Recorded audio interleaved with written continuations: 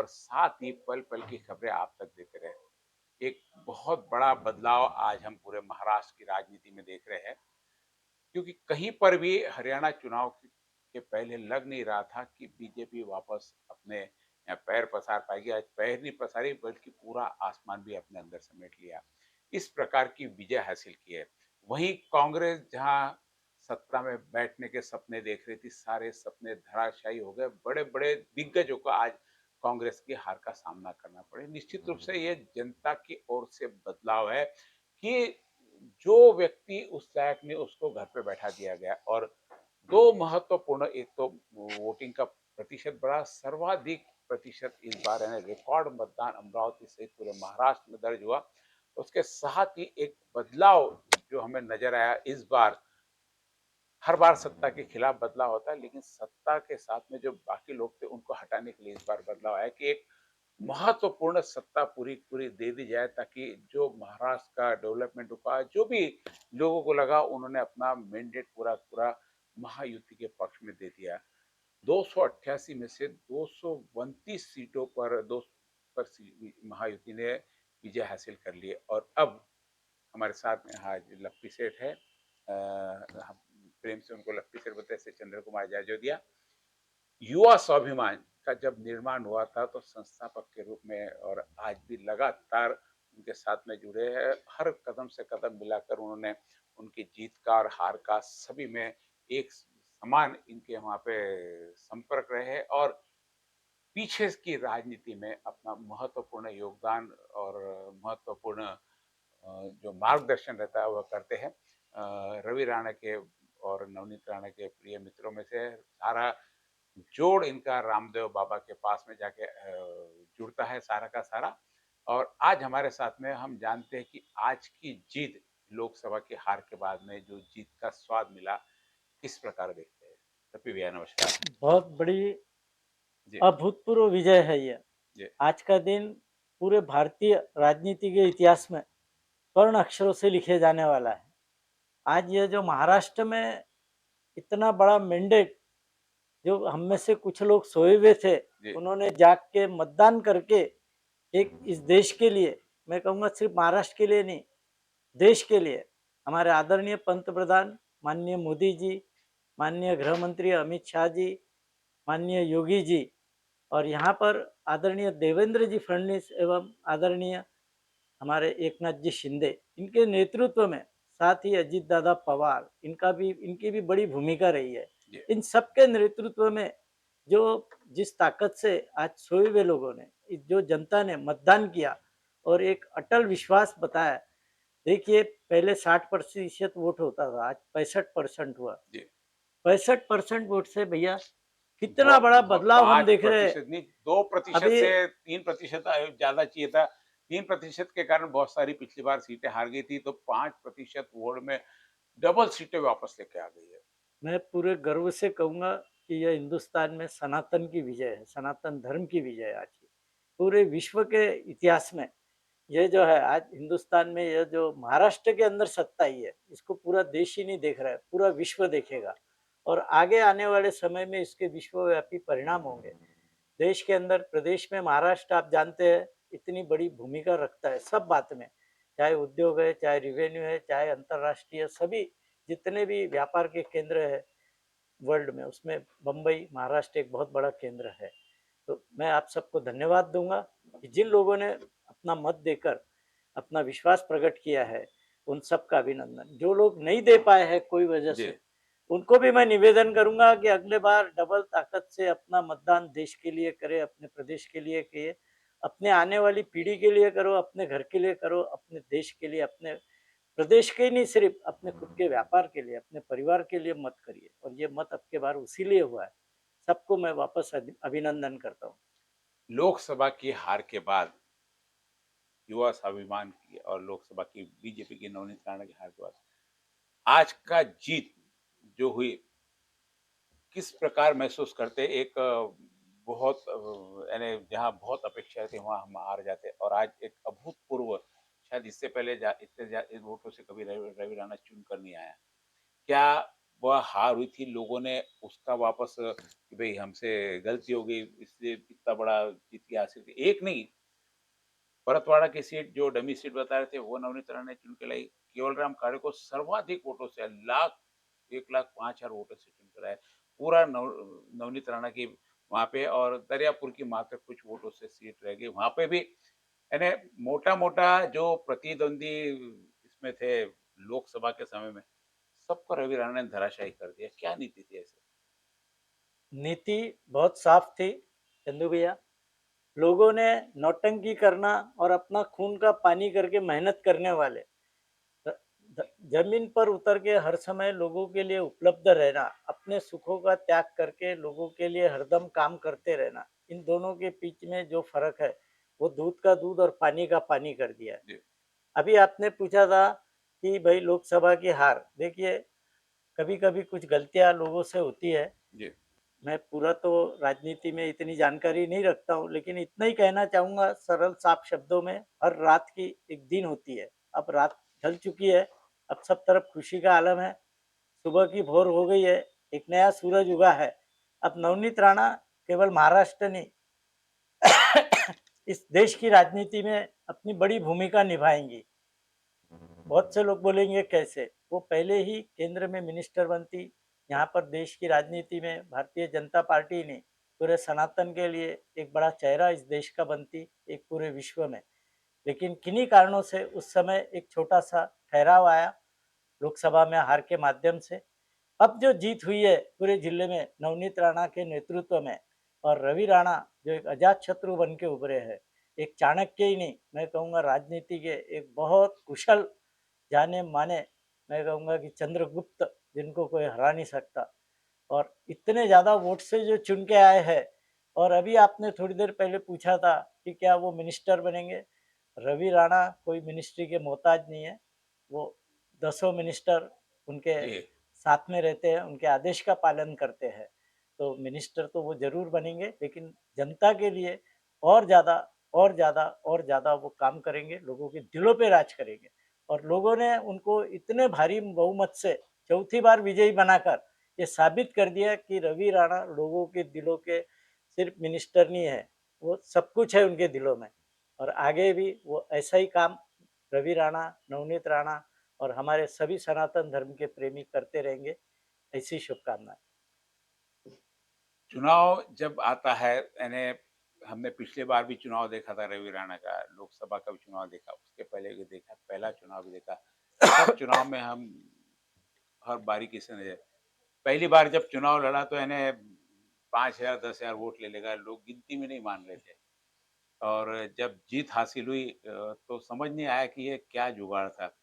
दूसरी बार भी फिर वापस विरोध हुआ, राष्ट्रवादी कांग्रेस के समर्थन से खड़े हो गए, फिर लगा कि नहीं अब तो ये चुन कर नहीं आएँगे, फिर चुन के आए। तीसरी बार फिर वापस अभी पिछली बार यानी होता ऐसा रवि राणा कि जिस पार्टी के खिलाफ पहली बार राष्ट्रवादी के खिलाफ चुनाव लड़ा, दूसरी बार राष्ट्रवादी के साथ में जाके चुनाव लड़ा।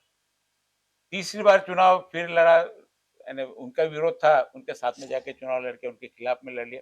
तो जिसके साथ में यानी विरोध रहता, उसी के साथ में जाके चुनाव लड़ लेते।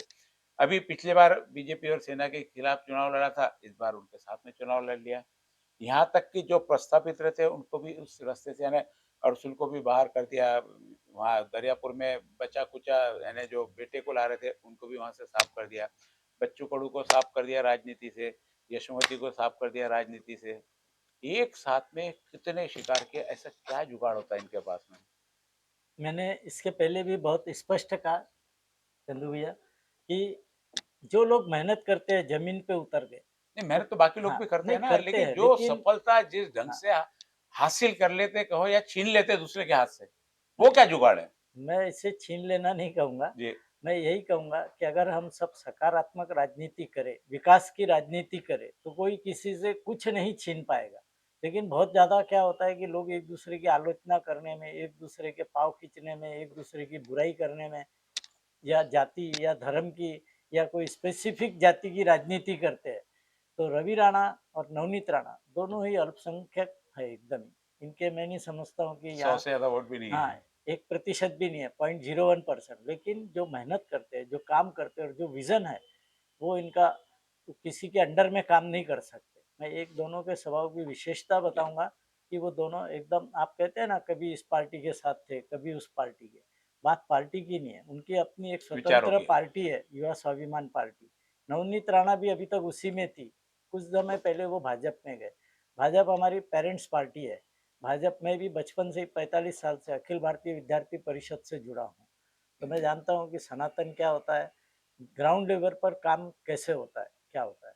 और यही ग्राउंड लेवल के काम का ही नतीजा है कि रवि राणा और नवनीत राणा सफल हुए, आगे भी होते रहेंगे और हमेशा होते रहेंगे।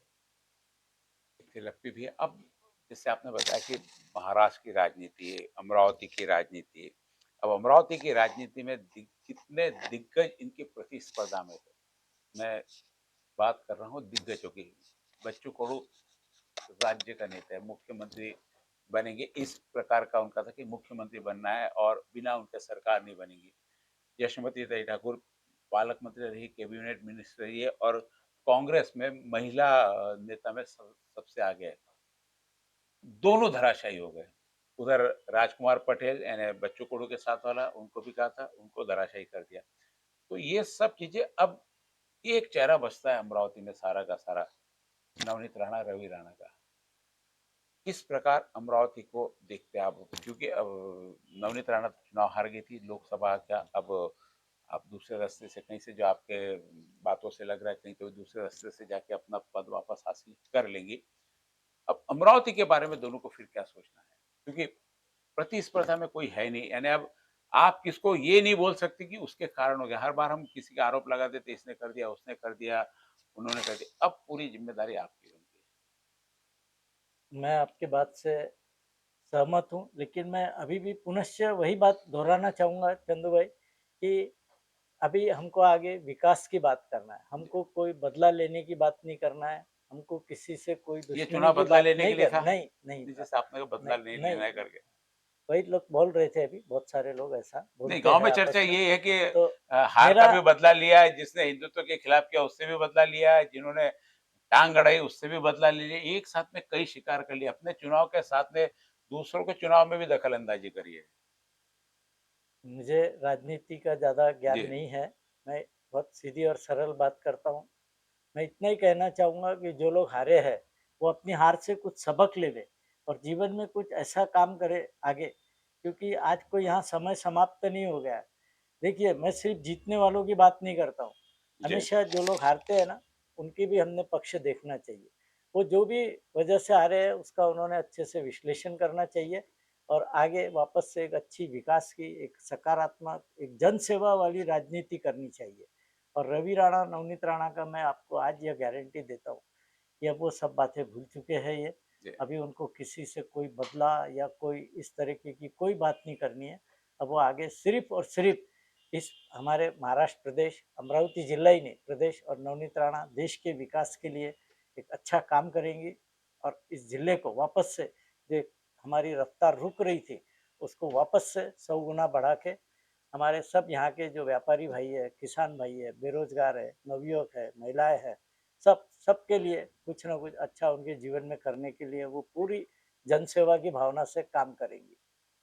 ये थे हमारे साथ में लप्पी भैया, जो मैंने कहा कि युवा स्वाभिमान के संस्थापक थे और आज युवा स्वाभिमान जहाँ पहली बार रवि राणा चुनाव लड़े थे, वहाँ बता रहे थे कि 5,000 10,000 वोट से ज़्यादा नहीं लेगा, नौसिखिया है, बच्चा है, चॉकलेटी चेहरा है, मासूम है। कई डायलॉग उस समय 2009 में सुनने को मिलते थे, लेकिन जब सारे चीज़ों को उस समय तत्कालीन जो वहाँ पे प्रस्तावित आमदार थे, उनका बहुत बड़ा रुतबा था, सीधा स्टेट से गृह मंत्री से संपर्क थे।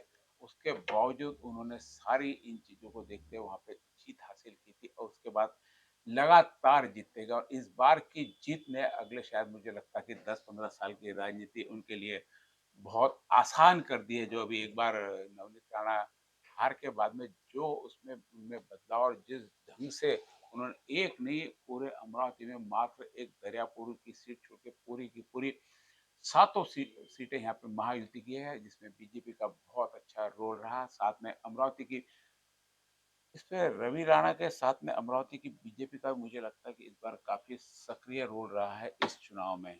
निश्चित ही मैं कहूँगा जी। भारतीय जनता पार्टी के जो कार्यकर्ता होते हैं, जो सदस्य होते हैं, जो पदाधिकारी होते हैं, वो कितना भी कुछ हो जाए, वो कभी नाराज़ी से कुछ बात अलग कर ले, लेकिन जब भी मतदान करना है और काम करना है, तो वो देश हित के अलावा, पार्टी हित के अलावा कुछ नहीं सोच सकते।